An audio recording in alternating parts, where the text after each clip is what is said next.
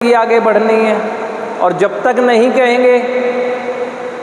आप अपने रहस्यों की तरह ही बीमार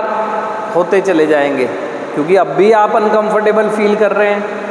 कई तरह से चिंतित हैं, तनाव में हैं, कई तरह से अवसाद की भावना लिए बैठे हैं, वो उसी की वजह से तो है।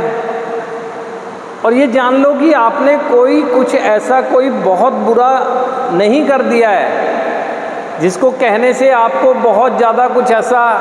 सामना करना पड़े जिससे कि आपको बहुत शेम फीलिंग हो, ऐसा कुछ नहीं है।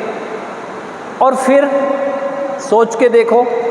आप रोज़ाना उन बातों को सोच कर, जो एक गुप्त भेद हैं आपके या रहस्य हैं, रोज़ाना सोच कर उस बारे में अपने आप को अनकंफर्टेबल कर रहे हैं। लेकिन अगर आपने किसी भी दिन उस बात को कह दिया तो केवल उस क्षण के लिए ही तो आपको एक शेम फीलिंग आएगी, रिलीफ भी तो मिल जाएगा, कह के हमने उससे छुटकारा भी तो पा लिया।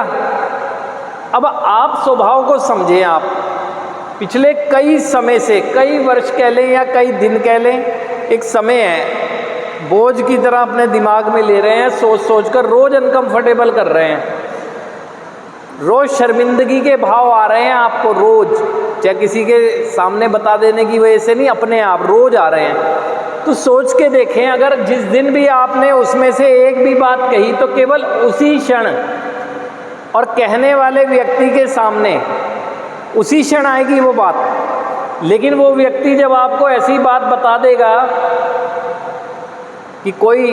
दिक्कत की बात नहीं है, जो हुआ सो हुआ, अब छोड़कर ऐसे आगे बढ़ें, ये करें, आपको रिलीफ मिल जाएगा और छुटकारा मिल जाएगा इससे। मतलब आप अपनी सोच पर आश्चर्य नहीं करते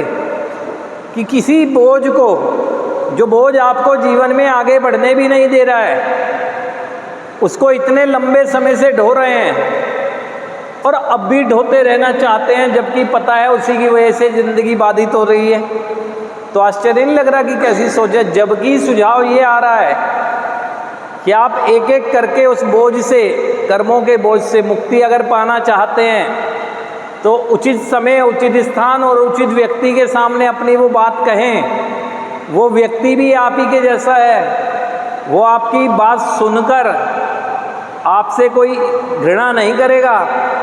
और प्यार करेगा, क्योंकि वो समझ रहा है ना आपकी बात को, और आपको मुक्ति मिलती चली जाएगी।